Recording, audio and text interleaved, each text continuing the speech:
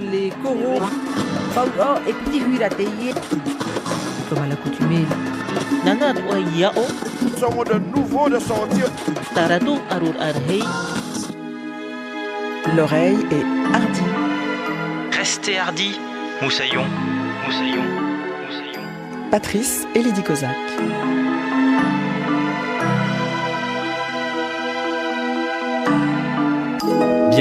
Bienvenue dans l'émission Tout ouïe et tout aux cultures des Outre-mer. L'art a ceci de particulier qu'outre des sensations et des émotions, il charroie aussi des souvenirs. La puissance de l'art, des arts, c'est qu'il s'ancre dans la mémoire de façon durable et parfois indélébile dès le premier âge, et ce, qu'il s'agisse d'un tableau, d'un dessin, d'une sculpture, d'une photographie, d'un film ou bien sûr d'une musique. Il y a toujours un air qui me rappelle, là je détourne un peu le titre de la chanson, mais il y a de ça quand même.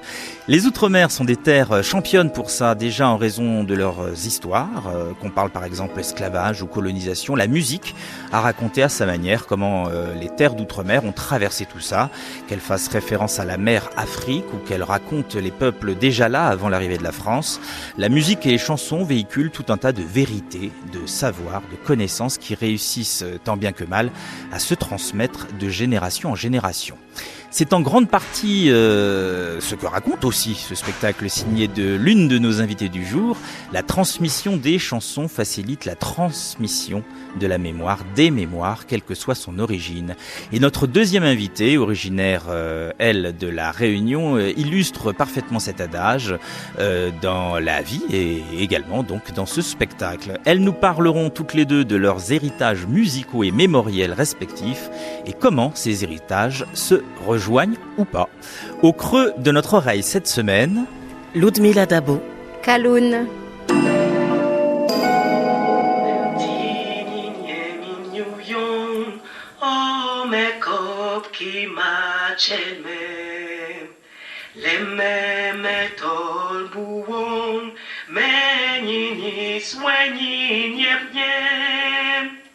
Ça vous fait pleurer?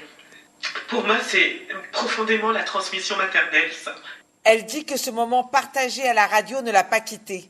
Elle dit que cet épisode ne la quitte pas, qu'elle le garde en mémoire. Oui, c'est le point de départ. C'est à ce moment-là que j'ai pris conscience de la peur de manquer. Le manque de ma mère, que j'ai toujours ressenti de manière très profonde, me faisait face avec ce recueil de cantiques que j'avais entre les mains. Ce recueil qu'elle a depuis petite, qui lui vient du Cameroun, et qu'elle me prêtait pour cette occasion radiophonique. Elle dit qu'il faut interroger, qu'il faut questionner pourquoi c'est comme ça. J'ai peur que la mort frappe et que la mémoire de ma mère m'échappe. Pour mieux conserver, pour mieux comprendre de quoi elle a hérité. Elle dit que c'est pour ça qu'elle nous a réunis.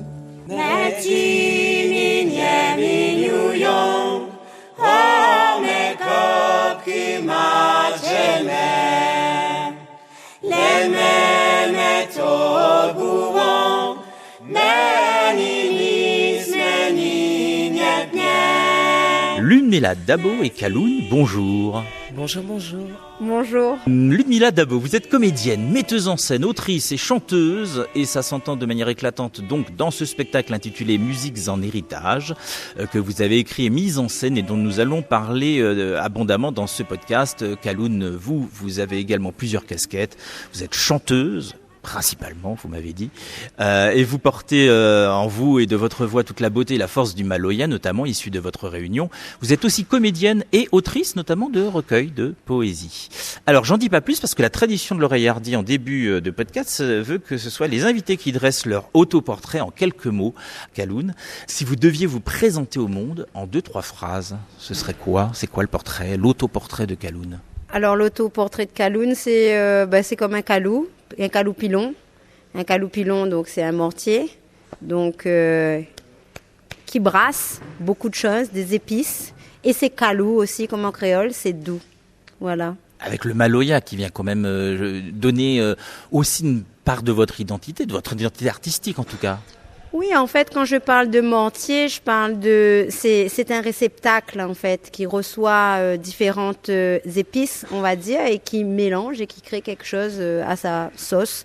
Donc oui, j'ai l'héritage du Maloya en moi. C'est un héritage que je partage avec les autres. Ludmila Dabo, quant à vous, si vous deviez en quelques mots dresser votre autoportrait. Je dirais que je suis une Parisienne aux multiples identités, aux multiples cultures, et qui est fière d'être habitée de ce Paris en elle et de ces autres mondes qu'elle cherche encore à creuser davantage et qui cherche toujours à être enrichie des mondes des autres. Voilà. Ludmila Dabo, donc vous signez ce Musiques en héritage qui se joue ici au Théâtre de la Tempête qui nous accueille pour cet enregistrement. Avec vous sur scène donc Kaloun, mais aussi Anthony Capelli, Louis Geffroy, Gilles Normand et Élise Vigier pour citer les 4 autres comparses qui composent ce spectacle. Des artistes aux origines diverses et variées qui nourrissent justement le spectacle de leurs différences et notamment aussi de leur éducation musicale, qu'elle soit familiale ou tout à fait personnelle. Et tout commence avec votre histoire, Ludmila Dabo, entre la France, ce Paris dont vous venez de nous parler, et puis le Cameroun et le Sénégal. Est-ce que ce sont vos propres souvenirs, donc, qui ont donné, je dirais, le là pour ce spectacle? Est-ce que c'est ça la base? Oui, c'est la base, c'est ma mémoire, mais c'est surtout la crainte de perdre la mémoire de mes parents. C'est prendre conscience que à tout moment un départ est possible et interroger ce qui restera quand ce départ aura lieu. Et surtout quand il a déjà eu lieu. J'ai grandi avec un papa et une maman, puis finalement à un moment donné, j'ai eu une maman qui a été les deux, père et mère, et qui a vraiment traversé avec nous à la fois ce qu'elle est en tant que femme immigrée qui vit en France depuis presque 60 ans maintenant, et qui donc a essayé de parsemer d'une manière ou d'une autre, et comme elle a pu, je pense, quelques pans de sa culture en nous. Et puis, mais ça demeurait très succinct. C'est de l'ordre de certains cantiques qu'on chantait en famille. Et moi, je me suis dit qu'à un moment donné, cet héritage camerounais qui est le sien, j'avais envie de l'enrichir et de le rendre plus important. Et puis d'aller la questionner sur son histoire, sur l'enfant qu'elle était, sur l'enfant qu'elle était avec ses frères et sœurs, sur l'adolescente qu'elle est devenue. En tout cas, faire un voyage avec elle pour me sentir être totalement héritière d'elle. Moi, j'ai une maman qui parle en périphérie. C'est-à-dire que si je viens avec mes questions, mon questionnaire, mes petites choses, elle me dirait « Oh, tu joues à quoi là? On est comment? C'est quoi cette histoire ?» Parle-moi directement, interroge-moi, échangeons, écoutons des choses, partageons, comme on le fait en permanence et en réalité, c'est quand on se met à faire à manger, quand je commence à passer le balai, quand je commence à nettoyer avec elle la douche ou quoi que ce soit, que la parole se révèle. C'est-à-dire que l'endroit du quotidien, les endroits de la maison, une promenade, sont des chemins où tout d'un coup il y a une révélation qui se fait. Mais s'asseoir autour d'une table et se dire on va se parler en face à face, pas possible. Mais la musique, du coup, fait partie de ce quotidien. C'est-à-dire que là, le fait de vouloir faire un spectacle, vous auriez pu en faire une simple, entre guillemets, pièce de théâtre. Mais là, la musique est venue se rajouter parce qu'elle est aussi véhicule de cette transmission et aussi une manière d'apprendre des choses de l'histoire et du passé. Complètement. Moi, j'ai des parents qui sont pleinement habités par l'endroit musical. C'est-à-dire que mes parents avaient, je dirais vraiment une bibliothèque de 45 tours. Et des cassettes aussi. Moi, mon papa, il avait des enregistrements de chanteurs sénégalais qui passaient à la maison et ils avaient un petit système d'enregistrement, mes parents, et ils gardaient sur cassette tous les musiciens qui étaient passés à la maison et qui étaient venus jouer. Donc ces cassettes, on les a encore entreposées quelque part, mais surtout, ils alimentaient aussi tout leur plaisir de la musique. Et donc, ils nous racontaient l'histoire qui de Nina Simone, qui de James Brown, qui de Queen, parce que ils étaient également très éclectiques, mais je pense que c'est aussi des personnes qui ont beaucoup fait la fête, qui se sont rencontrées autour de la musique aussi, qui avaient plaisir de l'écouter et de la partager, et surtout quand ils aimaient un artiste, ils allaient creuser dans son histoire, et c'est des transmissions avec lesquels très spontanément ils allaient. Quand on prend le petit-déj et que tout d'un coup un morceau passe à la radio, bim, ça réveille quelque chose, c'est eux qui donnent envie de sortir un 45 tours et de le partager avec nous et de nous raconter l'histoire du musicien. C'est ça, notre vie à la maison. Et comment on passe, donc pour le spectacle, d'une histoire très personnelle à une histoire universelle? Et là, on va parler de rencontres. Ouais. Et à travers Kaloun, on va essayer de comprendre comment vous avez réuni vos 5 comparses autour de finalement au départ de ce qui était votre histoire, mais qui se révèle, et on l'entend tout au long du spectacle, qui se révèle universel. Comment on fait cette transition-là ? Moi, j'ai fait du théâtre pour rencontrer les autres. J'ai fait du théâtre parce que j'avais l'impression que la réflexion des autres, le chemin des autres, leur manière de réfléchir un texte, de se confronter à ma propre réflexion à moi, nous permettait de rentrer dans une conjonction artistique qui nous invitait à avoir plus loin et se sentir plus grand que soi-même. Je trouve qu'on est actuellement dans une période où les nationalismes de toute façon montent partout, le repli sur soi, l'enfermement, et que le seul moyen de lutter contre ça et de se sentir riche de l'autre, c'est de venir à sa rencontre aussi et de se sentir aussi héritier de sa propre histoire, parce que l'Hexagone est un espace en fait de migration permanente et on l'oublie un petit peu trop. Et de manière complètement, sans que ce soit estampillé et important de le montrer, sentir que ce qui fait l'histoire de l'autre, peut-être à un certain endroit, la mienne aussi, était pour moi fondamental et raconte aussi à quel point on se reconnaît dans la mémoire et dans les récits de l'autre et dans la musique qui l'habite. D'une manière ou d'une autre, des ponts, des liens, des prises de conscience d'une histoire commune apparaissent. Et là, en disant ça, vous regardez Kaloun. On va laisser Kaloun nous raconter comment vous êtes venu à sa rencontre pour ce spectacle-là. Peut-être raconter aussi comment vous vous êtes rencontrés la première fois, avec effectivement des univers différents. Comment Ludmilla est venue vous approcher avec cette idée-là ? Ok, d'abord, je voudrais rebondir un petit peu sur ce qu'elle a dit, si c'est possible. Pour moi, Ludmilla, dans ce travail, et pas que, c'est une archiviste. Parce que en fait, elle prend ces archives qui sont les archives de ses parents, qui eux aussi étaient aussi des archivistes, parce qu'elle vient de dire qu'ils avaient beaucoup de disques et tout ça. Et je pense que en nous réunissant tout ça, il y a cette phrase dans le texte qui est elle dit qu'il faut interroger, qu'il faut questionner pourquoi c'est comme ça et pour mieux conserver, pour mieux comprendre de quoi elle a hérité. Et dans ces temps actuels où on se pose, enfin en tout cas on s'est beaucoup posé les questions d'identité, etc.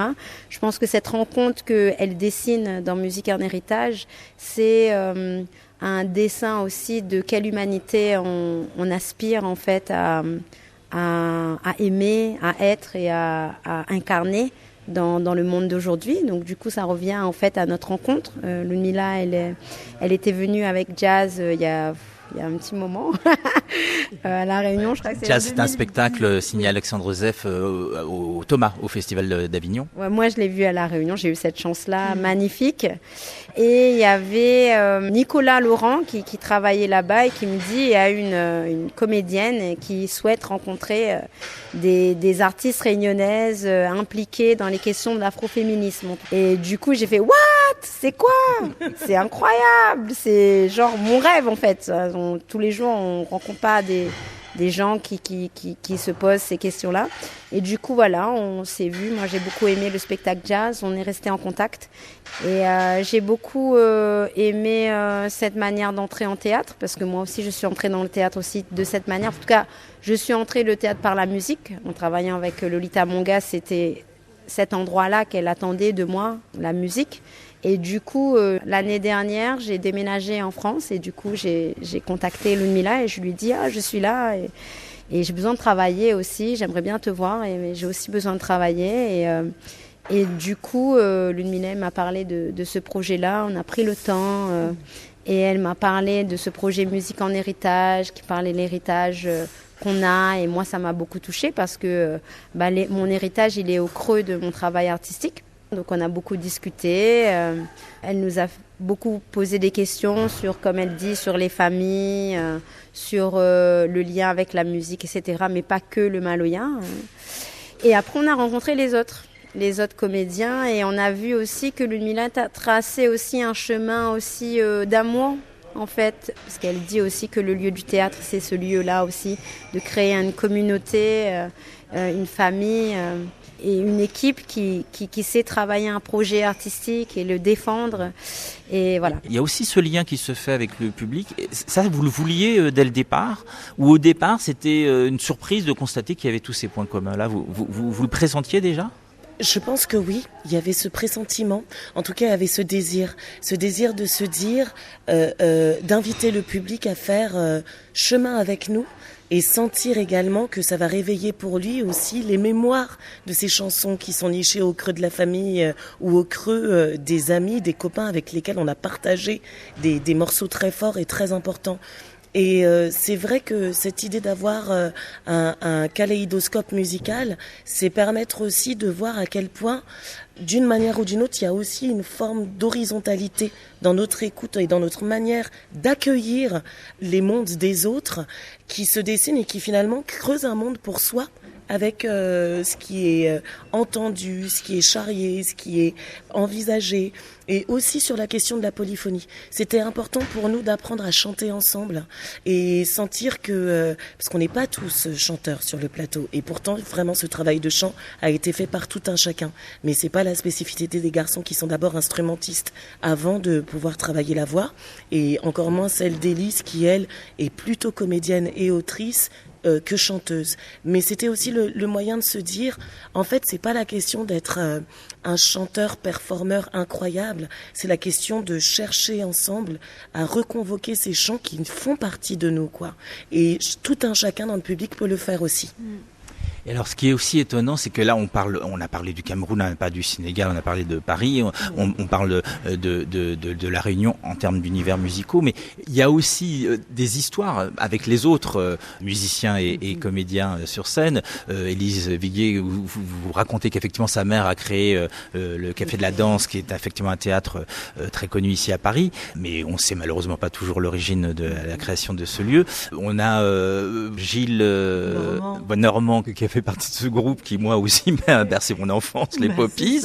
On a Anthony Capelli qui, lui, raconte ses origines italiennes et la façon dont la musique est arrivée. Et puis, on a un Breton, Louis, qui raconte effectivement ses souvenirs d'enfance avec des comptines en breton. C'est assez étonnant d'avoir tous ces univers qui se déploient. Je pose la question à Kaloun. Est-ce que vous saviez à ce point, par exemple, que ce que vous racontez du Maloya, ce que vous racontez aussi de la transmission avec votre grand-mère, pouvait entrer en résonance à ce point-là avec les histoires des autres? Honnêtement, au début, je me suis dit, ça va avoir des chansons françaises. Par exemple, moi, je ne suis pas forcément habituée à chanter de la chanson française, même si j'aime bien reprendre des poèmes d'Aragon et tout, mais que je fais mes propres mélodies moi-même. Du coup, au début, je me suis dit, ça va être un peu compliqué. On en avait parlé aussi. Mais après, c'est le travail, vraiment, la rencontre. Je pense qu'il y a une vraie rencontre qui s'est passée vraiment entre nous, humainement. Du coup, je pense que quand humainement il se passe quelque chose, du coup, c'est plus facile d'aller vers l'autre, en fait. Et n'empêche que, comme on avait tellement beaucoup discuté, que Ludmilla, elle nous a fait beaucoup d'entretiens et qu'elle a organisé tous ces entretiens pour écrire la pièce. Du coup, elle a retenu les choses qu'on a dites un petit peu comme ça. Et puis, nous, en lisant la pièce et en la jouant, c'est à ce moment-là qu'on s'est rendu compte que les liens étaient là, en fait. Voilà, c'est au fur et à mesure de discuter, on voit que finalement, ce qui nous lie, c'est vraiment le fait d'être des êtres humains, en fait. C'est tout. Et puis, il y a la notion de transmission aussi, beaucoup. C'est-à-dire que chacun d'entre nous est arrivé en transmettant quelque chose aux autres. On a vraiment fait un chemin d'apprentissage des morceaux de chacun d'entre nous à chaque fois. Donc c'était des petits ateliers de travail, de recherche, de partage, des uns.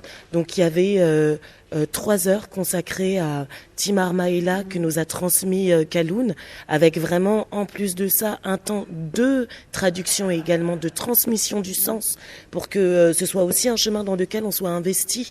Et puis, pour tout un chacun, il y a eu ce chemin qui s'est construit. Pareil pour le chant breton, pareil pour le bassa.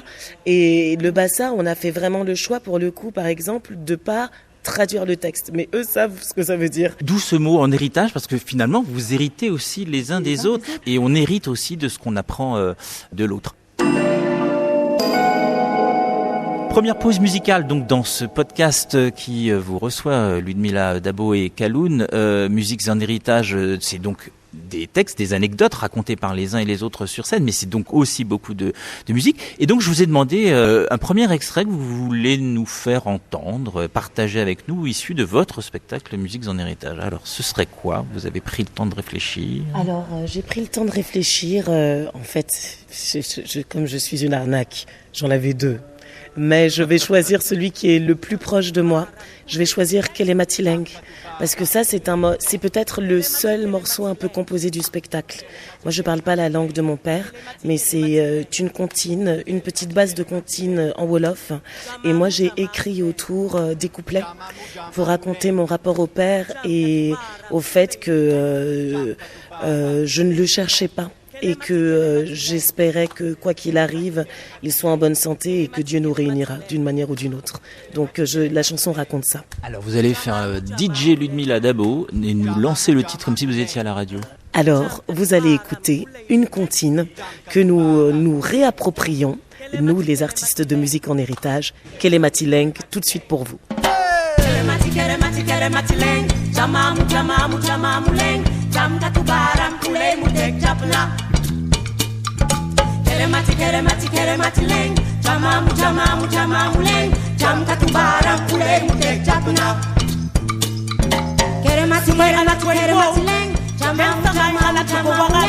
sama papa da pasori si sunu dundu, sama papa da pasori si sunu dundu. Kelematiling, papa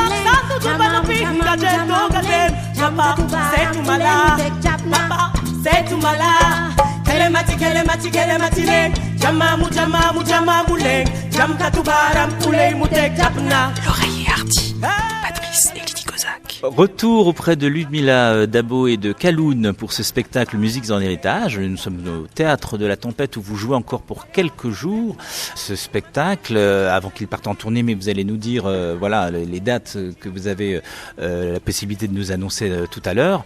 On sent quand même qu'il y a effectivement eu beaucoup d'échanges entre vous deux en particulier, parce que c'est vrai que on entend beaucoup les instruments, les rythmes, le maloyen, etc., etc. Là, en l'occurrence, comment s'est effectué le travail après, donc du coup d'adaptation, de mise en scène musicale aussi, d'orchestration. Enfin voilà, comment ça s'est travaillé? Alors je sais pas laquelle des deux. Kaloun, peut-être la plus musicienne, encore plus musicienne des deux. Je hoche la tête parce que Ludmilla, c'est une super musicienne. Elle a une voix en tout cas formidable. Mais c'est elle qui vous a désigné du doigt. C'est elle qui vous a désigné du doigt. Alors allez-y. Alors du coup, c'est vraiment un travail collectif. Donc quelqu'un arrive avec une chanson, parce qu'on avait plusieurs chansons, voilà. Et du coup, je sais pas, je pars du processus, par exemple, de Petit Marmaïla ou... Exactement, c'est ce que j'allais vous demander. Comme ça. Bon, moi, je viens avec cette chanson qui est la chanson de ma grand-mère, et qui l'a chantée. Et du coup, je la chante.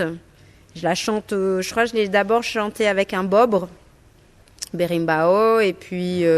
il y a des percussionnistes qui sont là, du coup, ils se mettent à jouer la batterie, parce que c'est leur truc. Bon, il y a 2 batteries, donc un roulant de batterie, c'est peut-être un peu trop. Du coup, il y en a un qui va voir s'il met un moog, un synthé, ou voilà. Et Gilou, lui, il est guitariste, donc il a eu une expérience aussi il connaît bien la musique mauricienne, du coup il connaît un peu le groove quand même de l'océan Indien, du coup il arrive, il met un groove. Il y avait un autre instrument aussi que j'aime bien qui est le hang, et donc Ludmilla, elle aimait aussi beaucoup le hang, parce qu'elle n'arrêtait pas de jouer avec le hang. Pour ceux qui ne le connaissent pas, décrivez-nous juste rapidement qu'on puisse se le mettre en tête. C'est un steel pan, donc voilà, qui fait des sons métalliques un peu, mais très ronds et très agréables. Du coup voilà, en fait on est comme des enfants et chacun il choisit son jouet et on joue. Ça s'est vraiment orchestré comme ça à peu près pour tous les morceaux. L'idée de chacun amenait de toute façon quelque chose. Il fallait pas que... un endroit où ça vient vraiment de soi, quoi. Et en plus de ça, un chemin qui se fait aussi en toute générosité, en toute humilité. de la part de chacun, parce que c'est pas simple de devoir déconstruire des habitudes d'écoute, de partage, d'un désir d'interprétation, et de devoir le mettre au service aussi des autres, et surtout de sentir que c'est un chemin qui doit se faire avec les autres aussi. Donc évidemment, il y a des moments où on est passé par plein de tentatives différentes, et on continue d'ailleurs à affiner, à clarifier. Toutes les jours de représentation sont toujours des jours de travail pour nous également. On continue à creuser le sillon de ces interprétations musicales qu'on fait, des arrangements, de nos voix, et même du chemin textuel qui est le nôtre. Et puis, juste pour finir sur cette partie de construction du spectacle, il était important aussi qu'on entende des mots. Celle concernant l'esclavage, parce que voilà, que vous véhiculez avec l'histoire de la Réunion, vous avec les histoires des immigrations de vos parents avant vous, et ça vous vouliez aussi les faire entendre. C'est pas simplement dans le recueil des anecdotes, c'était aussi important d'entendre aussi une voix de la parole des femmes aussi. C'est la musique, c'est ce que ça transmet, mais ça transmet aussi des fois des situations politiques et sociales et humaines assez douloureuses et dont il faut parler.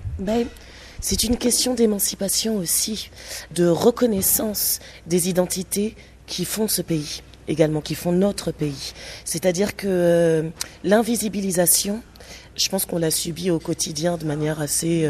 c'est quelque chose sur lequel on est d'accord de se dire que l'invisibilisation des identités multiples sur notre territoire, elles sont quand même assez violentes. Et qu'à un moment donné, l'endroit du spectacle vivant, pour redonner la lumière, redonner la présence, redonner de la valeur à des identités qu'on minore encore aujourd'hui de manière très forte. Et mettre un accent sur non seulement le féminin, qui parfois est ignoré même dans sa capacité à construire et à créer des choses, à créer des salles de spectacle dont on ignore encore aujourd'hui la maternité à qui on la doit, mais aussi d'avoir conscience que nous sommes les héritières de mères qui se sont battues pour exister sur ce territoire et qui ont dû faire résilience pour pouvoir acquérir un statut, qu'il soit politique, qu'il soit social, qu'il soit par le biais des études, par le biais d'un métier valorisé. Et tout ça et redonner de la valeur aussi à tous les chemins par lesquels on doit passer pour y parvenir. C'est aussi de ça qu'on est héritière et qui nous rend lutteuses aussi d'une manière ou d'une autre, et qui nous donne aussi envie de raconter des histoires. Donc c'était important de le faire effectivement.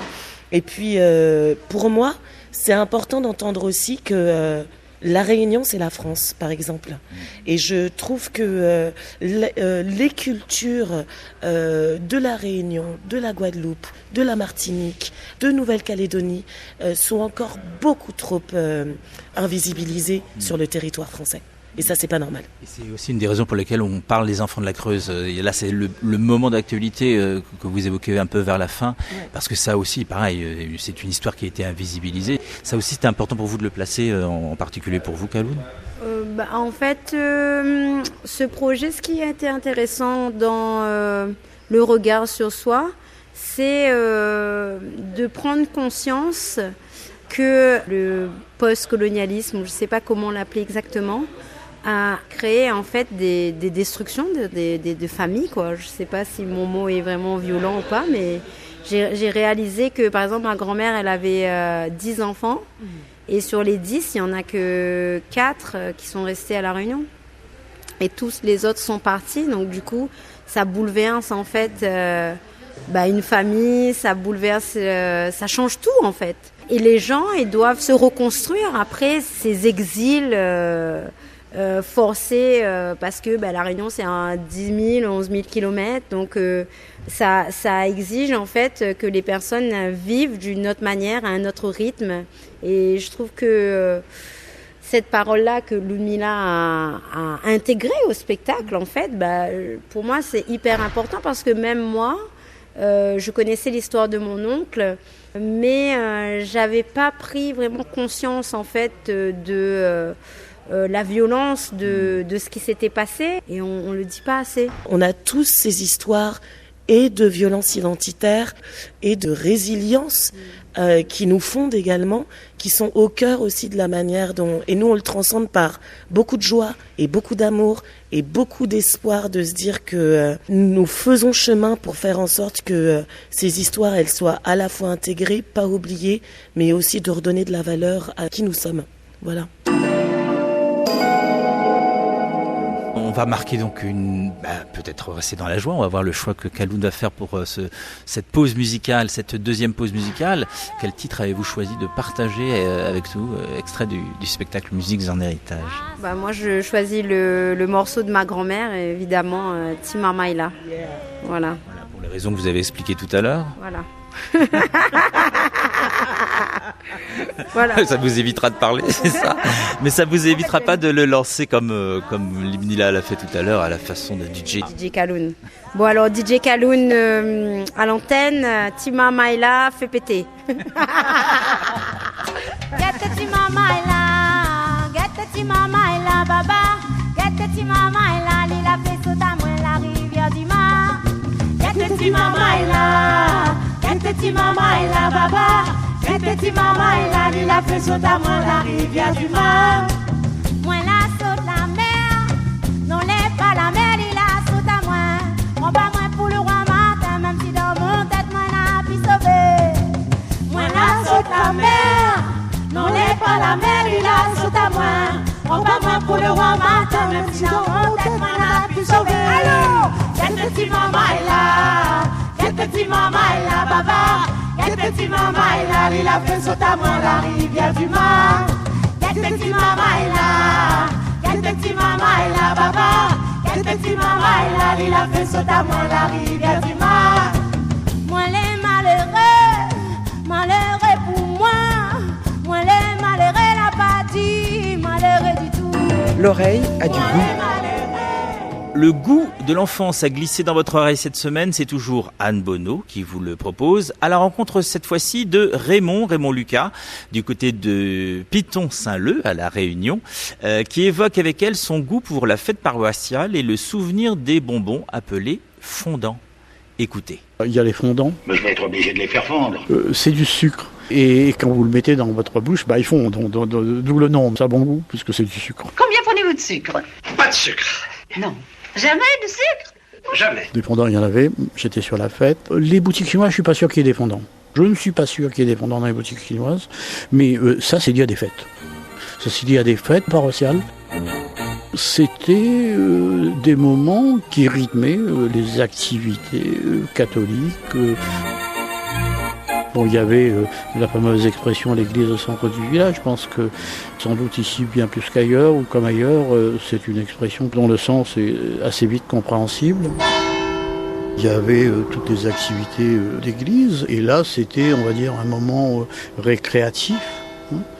Il y avait des loteries, des enveloppes surprises, etc. C'était des activités qui étaient faites par des personnes bénévoles au profit des œuvres paroissiales, pour faire simple. Dans beaucoup de communes de l'île, vous aviez une salle paroissiale. Et dans cette salle paroissiale, il y avait des manifestations, théâtre, paroisse ou de petites troupes, et aussi des projections cinématographiques. Avant que le cinéma se diffuse, ça relevait plutôt des initiatives des curés. L'oreille est hardie. Patrice et Lydie Kozak. Très rapidement, je voudrais savoir, Ludmila Dabo, un goût qui vous rappelle votre enfance. C'est facile, le ndolé. Le ndolé. Expliquez-nous. Alors le ndolé, c'est un plat traditionnel camerounais qui est très long à préparer. Ce sont des feuilles d'épinards sauvages qu'on trouve au Cameroun, qu'il faut nettoyer parce que c'est très amer, chauffer très longtemps.